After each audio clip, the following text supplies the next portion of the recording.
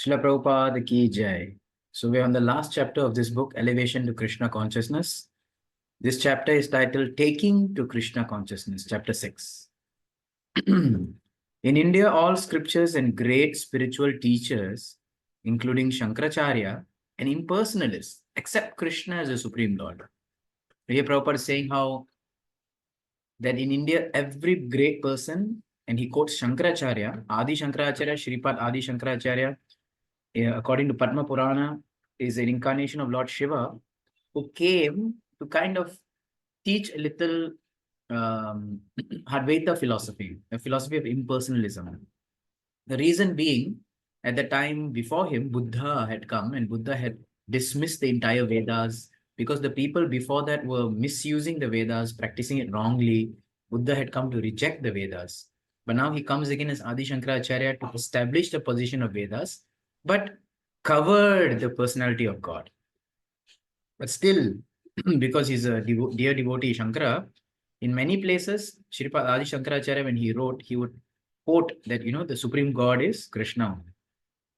So in the beginning of his commentary on the Bhagavad Gita, which is called Sharirika Bhasha, Shankaracharya says that Narayana is transcendental to this manifested and unmanifested creation, his entire creation. And in the same commentary, he says that the Supreme Personality of Godhead, Narayana, is Krishna, appearing as the son of Devaki and Vasudev. Thus, in this respect, there is little difference of opinion about Krishna. Those who are authorities, be they personalists or impersonalists, are in agreement that Krishna is the Supreme Lord. So, although Srila Prabhupada is quoting here a great personality like Sripad Adi Shankaracharya, in later books and in many writings, especially in the Vaishnava line, Lord Chaitanya is very strict that Mayavadi Bhasha Sunile Hoye Sarvanash. If you hear the commentaries or read the commentaries of the Mayavadis, one will become destroyed. We have actually heard of an example of a brahmachari in a temple who thought that, let me study Sharirika Bhasha, the commentary of Shankaracharya, so that I can defeat these arguments. So he tried reading, and he became so confused by it. Then he left the temple only. So therefore, Mayavadi is basically one who, there are few, Prabhupada says that the first snare of Maya is thinking I'm this body, and the last snare of Maya thinking that I am God. So Mayavadi is basically the impersonalists. What do they think? That they deny the personal aspect of God. God has no form. God has no form. By killing the form of the Lord, what do they do next? They aspire to merge into that transcendence. They say they kill the form, now they want to merge into the transcendence. Merge into transcendence means what? Ultimately, they say that I am equal to God. And I am equal to God means what? Next step, ultimately it comes to I am God. Right? So therefore, this way, the impersonalist philosophy is very dangerous. When Krishna was present on his planet, he proved by his activities and opulence that he is the Supreme Lord. If we are actually anxious to understand who and what the Supreme Lord is, all of the information is given in Vedic literatures. So here's another qualifier Prabhupada writes, we have to be anxious about it. If we utilize whatever we have in our possession to understand God, Krishna will prove that he is the Supreme Personality of Godhead. So two qualifiers. One, we have to be anxious to actually know about the truth of life. Second, we have to utilize whatever we have in trying to understand God. If we but accept this one fact, then all our education is complete. It is fashionable to research, to try to find out who is God, but that is not necessary. God is present and he himself declares it. He himself says it. Prabhupada quotes this verse. Mataf parantaram nanyat kinchit asti dhananjaya mai sarvamidam protam sutre manigana yava. O conqueror of wealth, Arjuna, there is no truth superior to me. Everything rests upon me as pearls are strung on a thread. This information is not only given in Bhagavad Gita, but in all other scriptures as well. And it has been accepted from the very beginning by great acharyas, teachers like Shankaracharya, Ramanuja Acharya, Madhva Acharya, and Lord Chaitanya, and many other stalwart authorities. Even at the present moment, those who do not accept Krishna as Supreme Lord are accepting the knowledge given by Krishna to Arjuna. A brilliant point. Many people, so all Vedic Shastras, great acharyas, they have accepted Krishna as God. But there are many people who don't want to accept Krishna as God, but still they accept Bhagavad Gita, the teaching of the Lord. So in this way, they are accepting Krishna indirectly. If one accepts Bhagavad Gita as a great book of knowledge, he is also accepting Krishna. There is no doubt that the Supreme Absolute Truth is Krishna and we have our eternal relationship with Him. Our eternal relationship with God is Sabhajana. So this word Sabhajana is very interesting. This means loving, this means welcoming, this means respectful, right? Our eternal, the connection we have with God. God is great and we are subordinate. He is the predominator and we are the predominator. The duty of the subordinate is to please the predominator. Similarly, if we want to be happy, we must learn how to make Krishna happy. This is the process of Krishna consciousness. But how is it to be understood that Supreme Lord is satisfied by our service and labor? How do we know that, what I think I'm doing to please Krishna is actually pleasing Him? How do I know? It is actually possible to perfect our service or occupational duty. Everyone has some service to perform according to his designations. He may be an Indian, an American, a Hindu, a Muslim, a Christian, man, woman, Brahmana, Kshatriya, Vaishya, Shudra, whatever. In any case, he is meant to do some sort of work. And that work is called his occupational duty. Perfection of duty can be tested by seeing whether the Supreme Lord is satisfied by its execution. So the purpose of Varna Ashrama Dharma is ultimately Samsiddhir Haritoshanam. Completely, perfectly pleasing Krishna. Samsiddhir Haritoshanam. That is the translation Prabhupada is quoting here actually. Right? So the Supreme Lord's satisfaction can be tested by the Lord's representative, the spiritual master. So how do we know that our goal of life is activity should please Krishna? But how do you know our activity is actually pleasing to Krishna, the spiritual master? Therefore, it is important to seek out a real representative of the Supreme Personality of Godhead and work under him. If he is satisfied, then we should know that the Supreme Lord is also satisfied. So if the Lord is satisfied, if the Guru is satisfied, then the Lord is satisfied. This is explained by Vishwanath Chakravarti Thakur. So this is the last prayer that we sing in the Guru Astakam in the morning in Mangalarti. Yasya prasadar bhagavat prasado yasya prasadhan nagate kutopi dhyayam stuvam stasya yashyastri sandhyam vande guru shri charanarvindam. By the mercy of the spiritual master, one is benedicted by the mercy of Krishna. Without the grace of the spiritual master, no one can make advancement. Therefore, I should always remember the spiritual master. At least 3 times a day, I should offer my respectful obeisance unto the lotus feet of my spiritual master. The spiritual master is the representative of the Supreme Lord. How does he become the representative? If one says that such and such an object is a pair of spectacles, okay? And if he teaches his disciple in that way, there is no mistake as to the identity of the object. So Prabhupada is giving an example. If a guru says, this is a spectacle, so then immediately the disciple accepts it. Yes, this thing is called a spectacles.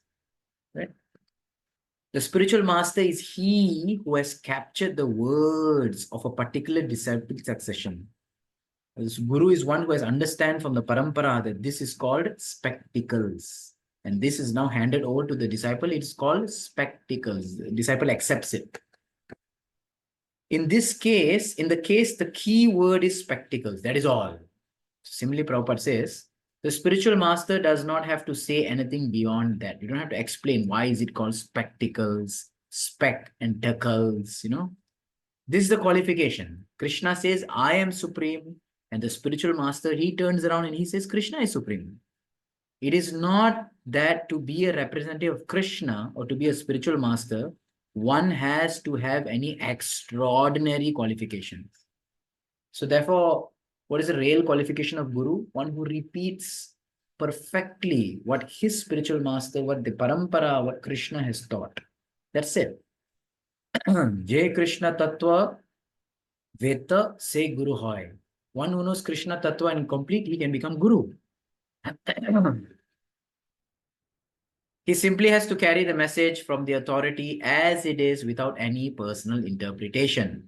As soon as there is some personal interpretation, the message is lost and the instructions become offensive. So the nature, unfortunate nature of the Jivatma is always try to create something new, be so-called innovative. And sometimes they become innovative in the message. You can be innovative in the medium, like we are using English, but you cannot be innovative in the message. I think that maybe I'll change my tilak, or maybe I'll change Krishna is God, are you sure? Let's try to worship Krishna in Dwarka now. Let's change it a little. Let's change the flavor. Let's do Ram. So it's not like that. A person who interprets the scripture according to his own whims should be immediately rejected. Bhagavad Gita says, Yah Shastra Vidyam Utsrijya Vartate Kamakarata Nasa Siddhim Avapnoti Na Sukam Na Param Gatim 16.27. Yeah, anyone who interprets the Shastras, they are destroyed. Once Lord Chaitanya Mahaprabhu said, you must have at least enough sense to test, to find out who is a spiritual master and who is not. This is the beginning of bhakti, actually. A little idea to understand who is original, who is not. What is right, what is not. You have to know who you're looking for. What is a spiritual master? Someone goes and sees someone who has big jata, big, matted hair. He says, oh, that is a guru. Someone says, who has the longest beard? That must be a guru. Someone who sees wearing all ashes around, that must be a guru. So one has to know what are the qualities to look for. Prabhupada gives in a very simple example. For instance, if you want to purchase something, you must at least have some idea what that thing is. Otherwise, you'll be cheated. If you want to purchase a mango from the market, we must at least know what type of food a mango is, what it looks like. You go to the market, someone gives you watermelon. Says, can I buy a mango? They give you the watermelon. You say, oh, this what is mango? Okay, I'll take it. You're cheated. So like that, nowadays a person says, I'm one guru, I want to look for a guru. And someone comes and he smokes and he spits the smoke out in holes, in circles. He says, this is my mystic power. Oh, wow, amazing. He accepts that person as a guru. That is not what a guru is. Similarly, we must have some preliminary knowledge of the qualifications of a bona fide spiritual master. Bhagavad Gita itself gives some information about the succession of spiritual masters. It must come in a proper parampara. This is what Bhagavad Gita says. Lord Krishna says, Imam vivasvate yogam proktavanaham avyayam vivasvan manave praha manu ikshvakave bravet evam parampara praptam imam raja rishayo vidoh sakale neha mahata yogo nashta parantapah Saivayam mayatidya yoga prokta puratanah bhaktosi me sakha cheti rahasyam yetat uttamam. So from here we understand that Guru means one who has to be in disciplic succession, must be a devotee and very dear to Krishna, dear friend of Krishna. Okay, I instructed this imperishable science of yoga to the sun god Vivaswan, and Vivaswan instructed it to Manu, the father of mankind. Manu in turn instructed it to Ikshvaku. This supreme science was thus received through the chain of disciplic succession, and the saintly kings understood in that way. But in course of time, the succession was broken, and therefore the science as it is appears to be lost. That very ancient science of the relationship with the Supreme Lord is today told by me to you because you are my devotee as well as my friend. Therefore, you can understand the transcendental mystery of this science. The original spiritual disciplic succession was broken, but now we can receive the same message by studying Bhagavad Gita. In Bhagavad Gita, Krishna speaks to Arjuna just as in a far distance time, he spoke to the sun god. Same knowledge. If we accept the words of Arjuna and Krishna, it may be possible for us to understand Bhagavad Gita. But if we want to interpret it in our own way, the results will be nonsensical. The best way to understand Bhagavad Gita is to accept a bona fide spiritual master. That is not very difficult. It is in a sense, if you have pride, a little humility to accept. Arjuna says that he accepts all that Krishna has said to him because Krishna is the Supreme Personality of God. He says, Nashto moha smriti labdha tvat prasadan maya chuta stitosmi gata sandeha karishye vachanam tava. Arjuna said, my dear Krishna, O infallible one, Achyuta, my illusion is now gone. I've regained my memory by your mercy. And now I am fixed without any doubt, prepared to act according to your instructions. As Arjuna, we should accept Krishna as the Supreme Personality of Godhead and do as he says. Yat karoshi yat ashnasi yat juhosi dadasi yat tapasyasi kaunte yat tat kurushva mat arpanam. O son of Kunti, all that you do, Krishna is telling to Arjuna, whatever you do, whatever you eat, whatever you offer, whatever you give away, as well as austerities that you may perform, whatever it may be, everything should be done as an offering unto me, Krishna. By accepting Krishna in this spirit, we can attain complete knowledge. This is what Krishna consciousness is, being conscious of Krishna. If, however, we do not accept Krishna and interpret Bhagavad Gita in our own way, then everything will be spoiled. Okay, so there's a lot of people nowadays who are interpreting the Bhagavad Gita.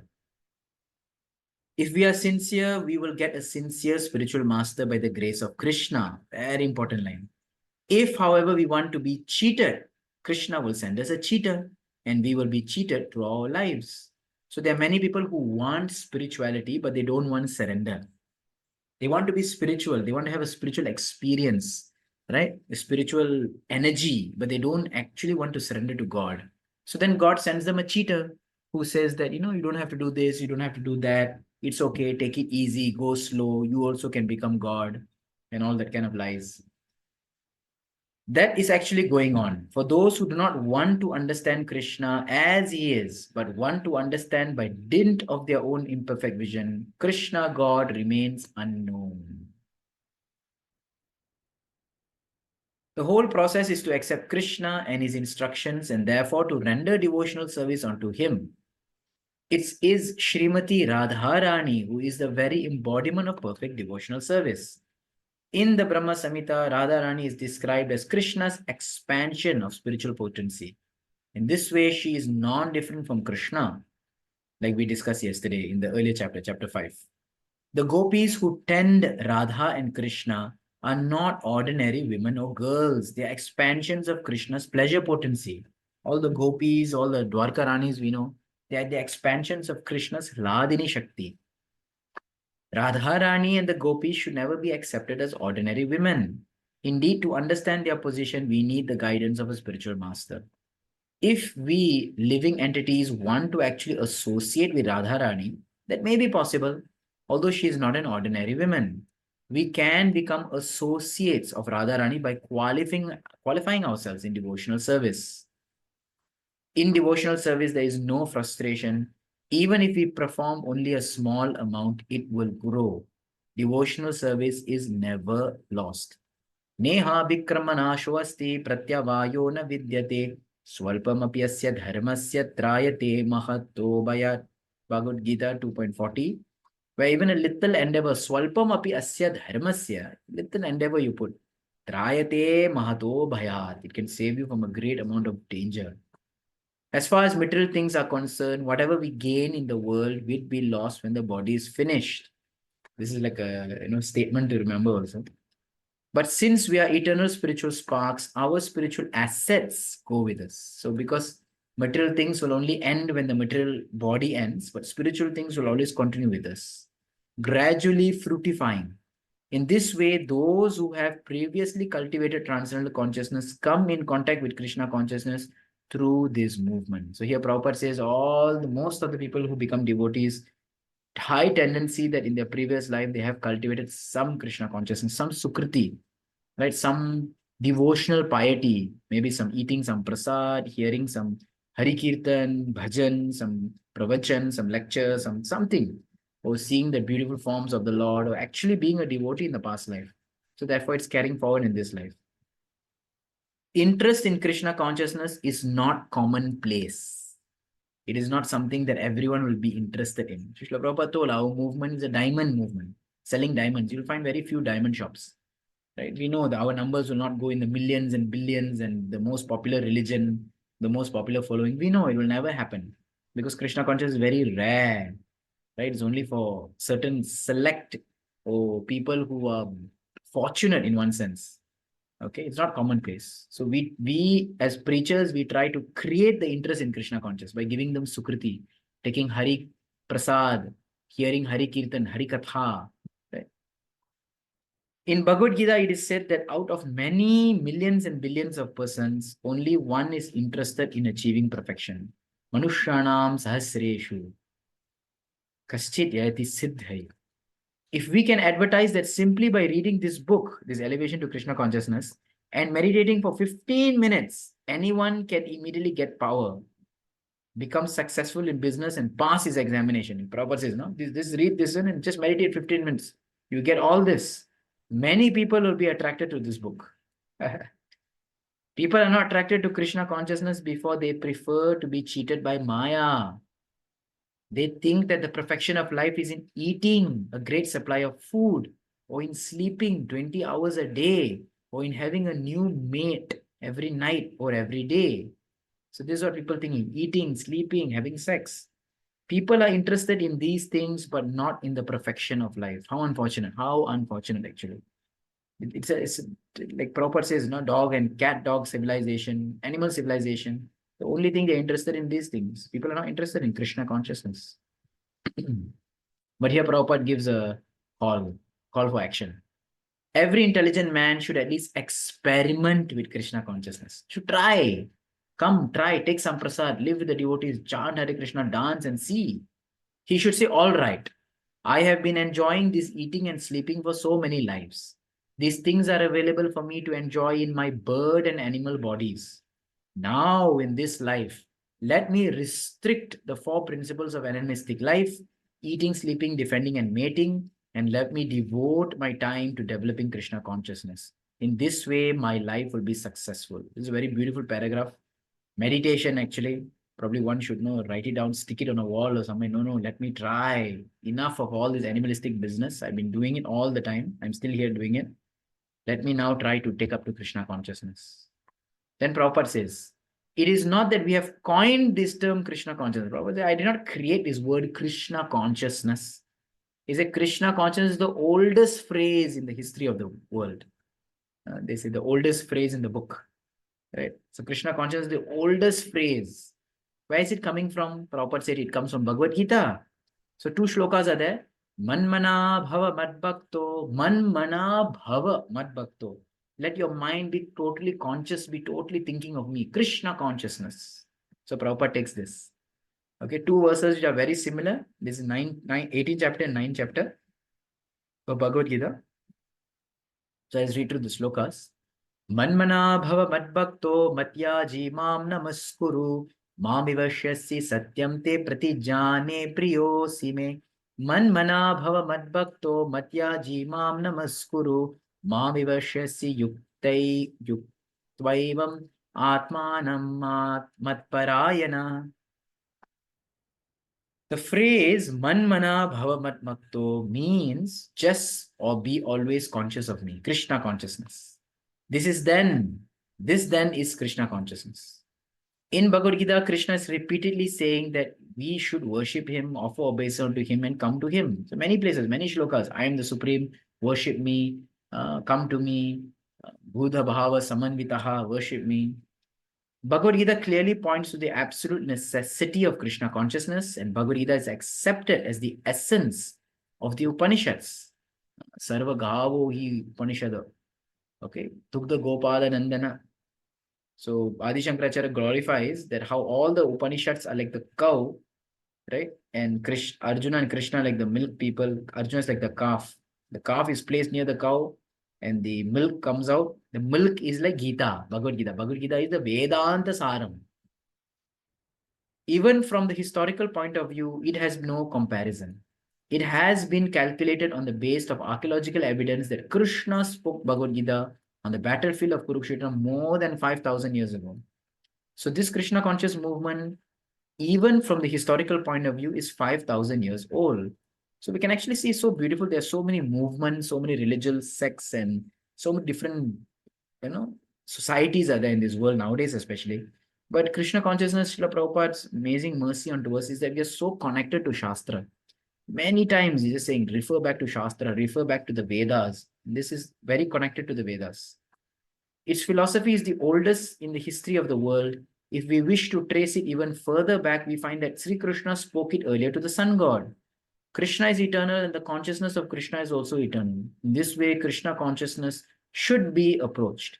It should not simply be considered a theory. This Krishna consciousness is not a new thing.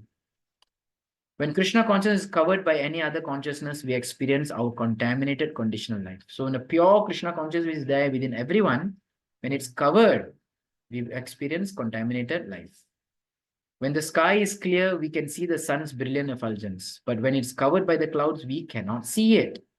We may be able to perceive the sunlight, but we cannot see the sun disk itself, right? On a cloudy day, you see everywhere is bright. You can see the sunlight, but you cannot see the sun itself. When the sky is clear, it is in natural condition. Similarly, our consciousness is eternally Krishna conscious because we are part and parcel of Krishna eternally.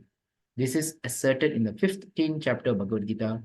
Mama vivamsho jivaloke jiva bhuta sanatana manashashtani indriyani prakritistani karshati. So here Krishna says that the jiva is an eternal fragment of me. Right?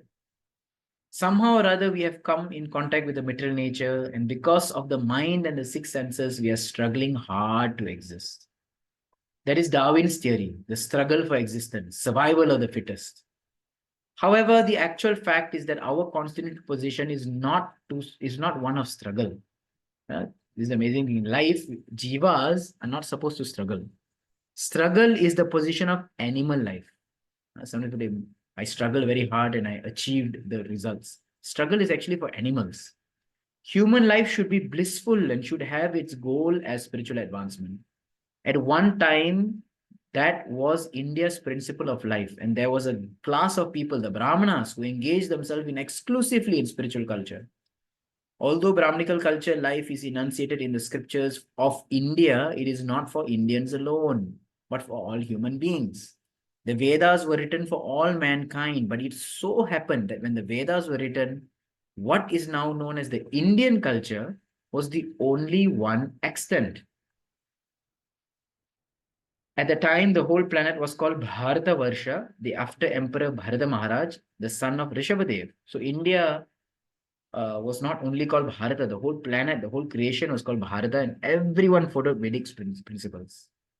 Bharata Maharaj ruled the whole planet, but gradually the planet was divided up.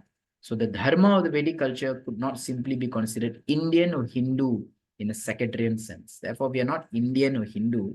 It is what it is, natural. Often the word dharma is translated to mean religion, but to conceive of dharma as religion is to misconceive the word. In general usage, the word religion refers to a particular type of faith. The word dharma is not a particular type of faith. Dharma means natural occupation of the living entity, intrinsic propensity. Natural, you cannot separate the dharma and the jiva. For example, wherever there is fire, there is heat and light. So it may be said that heat and light are the dharma of fire. Fire cannot change its dharma. Right? If you see some burning object giving out no heat, no light, it's not fire. In the same way, liquidity is an intrinsic quality of water, and this quality cannot be changed. If water becomes solid, you don't call it water anymore. If it is, it can no longer be considered water. So dharma is that intrinsic internal potency. The dharma of the individual soul can never be changed, and that dharma is the occupational duty of rendering service unto the Supreme Lord. So the dharma of the soul cannot be changed, but the dharma, what is the dharma? That service unto God. So therefore, people are, when they don't serve God, they serve something else. They serve their hand, they serve their body, they serve their dog, they try to serve someone. Because that's the nature. Faiths and religions can be changed. Today I may be Hindu, tomorrow I may become Christian, Muslim. So that's what dharma is not that. Dharma is that which cannot change. In this way, faiths can be changed, but dharma is a natural sequence, a natural occupation or connection. Krishna says that as soon as there is discrepancy in the discharge of dharma of the living entities, When there is an upsurge of unnatural activity, he descends. Yada yada hi dharmasya glanir. 4.7 in Bhagavad Gita. Wherever there's a destruction of dharma, one of the principal purpose of his descent is to re-establish religious principles. Dharma samstapanathaya. 4.8.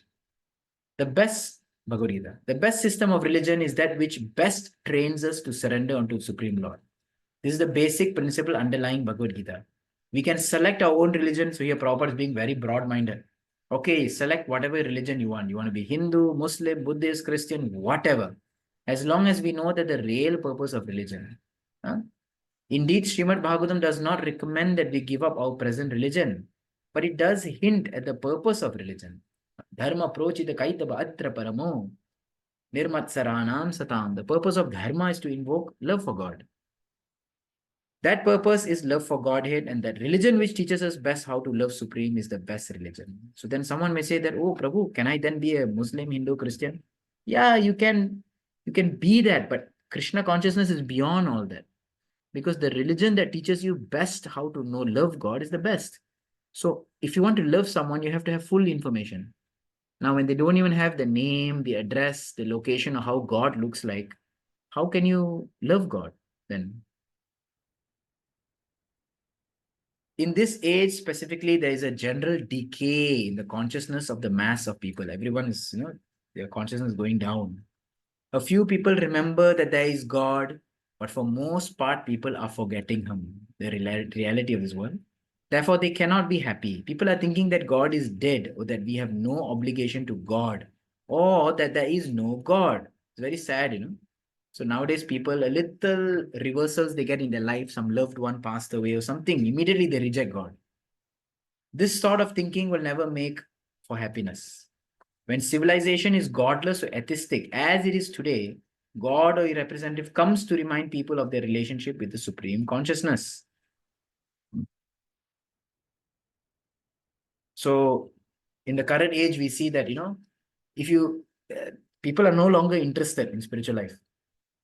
If we see the earlier ages, whether they are Muslim, Christian, whatever, Muslims or Christians or Hindu, the great kings, whenever they occupy a land or take over a place, the first building they build was a temple or a mosque or a church. If you see the ancient times, the first building they built. Nowadays, people know who builds spiritual centers. Nobody. People are interested in building high-rise buildings, skyscraper, office buildings, penthouses. They build their own staying places, put in security, and some corner of the house, some small wall, and behind some door is the prayer room. But those days, the prayer was the center of the culture. Whenever they come to a new village or new place, immediately first they build as a temple, a church, a mosque, whatever it may be. So therefore, nowadays people are becoming a little more godless. They're becoming more self-absorbed. Those days, if you see time, people would have God's photos everywhere around the house. And now if you go to anyone's house, they have more photos of themselves, right? Husband, children, wife, husband, separate, whatever it is, all just take photo of themselves and put everywhere on the wall. Seeing their faces again and again, what's going to help you? How is a person going to get benefited by seeing those photos and those pictures? But if one enriches the house with so many God pictures and pictures of the Supreme Lord and the pastimes of the Lord, that enriches a person's consciousness. When Sanatan Goswami inquired from Lord Chaitanya, what am I? Why am I always in a miserable condition? What is the position of living entities? So he asked, Ke ami, kene amai, jarata patrai. What am I? Who am I? Why am I suffering like this? The threefold miseries. Sri Chaitanya Mahaprabhu immediately answered that the real identity is the servant of God. Jivera Swarupa hoy, Krishna ro nitya das. We should not understand the word servant in the sense of materialistic servant. So Prabhupada is saying, servant, if you hear someone may get a heart attack. To become a servant of God is a great position. It's not a lowly thing. People are always trying to get some government post or some post in a reputed business firm because the service rendered in such positions earns great profits. Although we are anxious to get a good position in the government service, we do not stop to think of getting a position in God's service. Why people are looking for government job? Look for God job. God is the government of all governments. Right? Everyone wants government job because the pay is very good, security is there. But take a job in God's government, God's service. He's the government of all governments. He's the most secure job you can ever get. God's service is dharma. This dharma may be described differently in different countries according to different cultural and climatic conditions or situations. But in every religious scripture, obedience to God is instructed. Again, another broad minded thing. You may have someone Chinese person who's worshipping the Lord. You may have an Moscow or some Russian, some Mongolian. So they may wear whatever dress, but they know they are approaching their Supreme Lord. Nothing wrong. No scripture says that there is no God or that we are living entities are independent. None of the scriptures tell like we are independent. Not the Bible, not the Quran, not the Vedas, not even the Buddhist literatures. Generally, according to Buddhist philosophy, there is no individual soul and no supreme soul. So according to Buddhist philosophy, they don't talk so much about soul. They don't talk about the supreme soul, Paramatma. They speak more of karma, doing good, being good. They speak like that. What you call as very laukik, very worldly. But actually, since Lord Buddha is accepted by Vedic literatures as an incarnation of God, by obeying Lord Buddha, one is actually following God. In the Srimad Bhagavatam, there's a list of incarnations, and Lord Buddha is accepted as one of them. So here, Prabhupada, again, another very broad-minded, that at least they follow Buddha's actual teachings, follow it, they will get some sukriti. Srimad Bhagavatam was compiled by Vyasadeva 5,000 years ago. Lord Buddha appeared around 2,600 years ago. So Srimad Bhagavatam actually foretold the event of his incarnation. Lord Buddha preached that there is no God and no soul, that this body is a combination of matter, and that when we dissolve this material combination, sensations of miseries and happiness will no longer exist. Right? So Buddha gives a philosophy that the reason we are suffering is because of our identification to this body. Destroy this body, and then you'll be happy. It is like someone saying that, I live in a very big house, but I have to pay so much taxes. I'm so tired of paying tax. Let me burn the house. Then Shankaracharya appeared to preach the external feature of Brahman, the impersonal form of the Lord. The body is merely an illusion. In all religions, temple worship and acceptance of authority are present. We may accept Krishna, Jesus Christ, Jehovah, Lord Buddha, Shankaracharya, Guru Nanak. But in any case, acceptance of some authority is required. Again, Prabhupada, very broad-minded. Okay, fine. You don't like Krishna, accept some authority, live by it at least. In Bhagavad Gita, Lord Sri Krishna is accepted as the supreme authority. Sometimes Krishna descends personally and sometimes he descends as his incarnations. Sometimes he descends as the sound vibration, Hare Krishna mantra, and sometimes he descends as a devotee, Lord Chaitanya. There are many different categories of avatars. In the present age, Krishna has descended in his holy name. Kali Kale Namarupe Krishna Avatar. In the age of Kali, Krishna has come as the holy name. Hare Krishna, Krishna Krishna, Hare Hare, Hare Rama, Rama Rama, Hare Hare.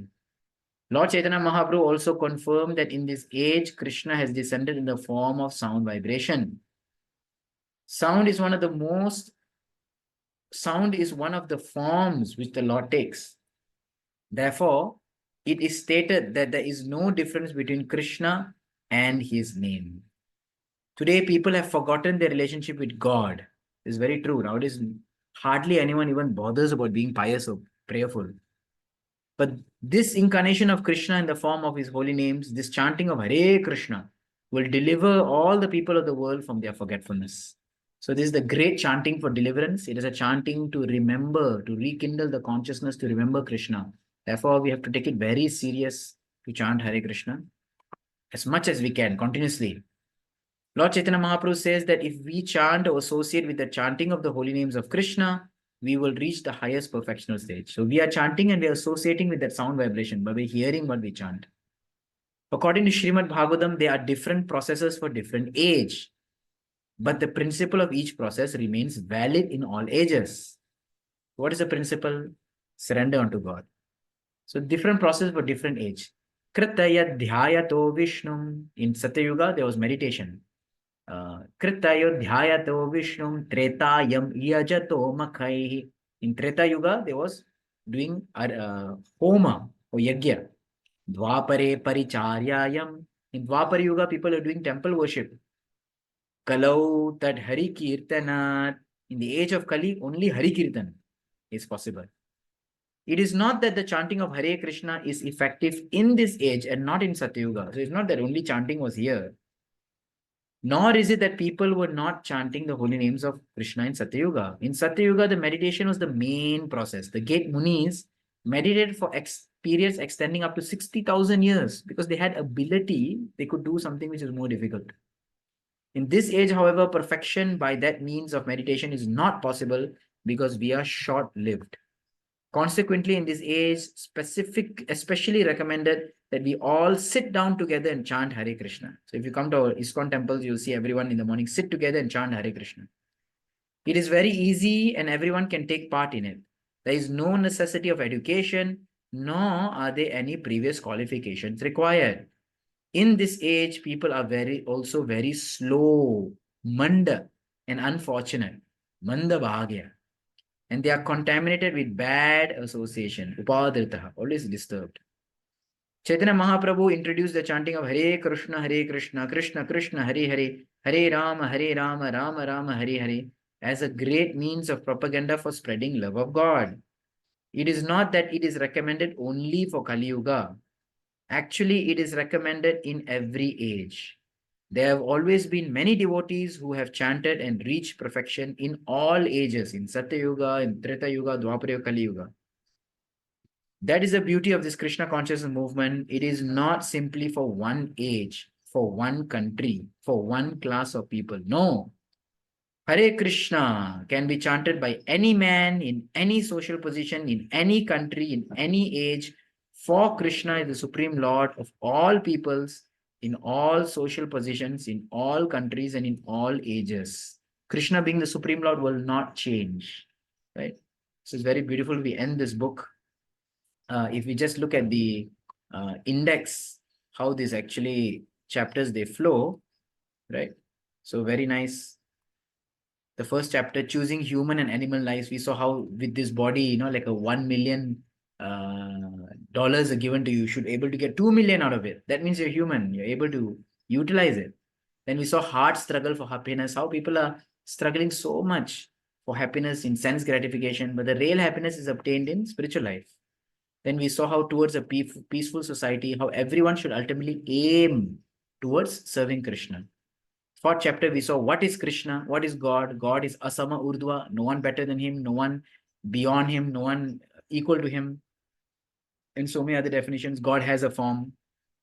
And fifth chapter, yesterday, day before, we saw Krishna has many multifarious energies.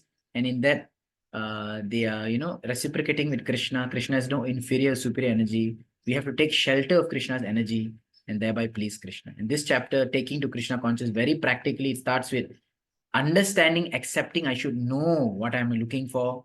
I should know where will I get it. I should know who can give it to me. Find, discern between a proper guru and a fake guru. And like that, then one puts faith and actually achieves perfection. So thank you all very much. Srila Prabhupada ki Jai. Hare Krishna.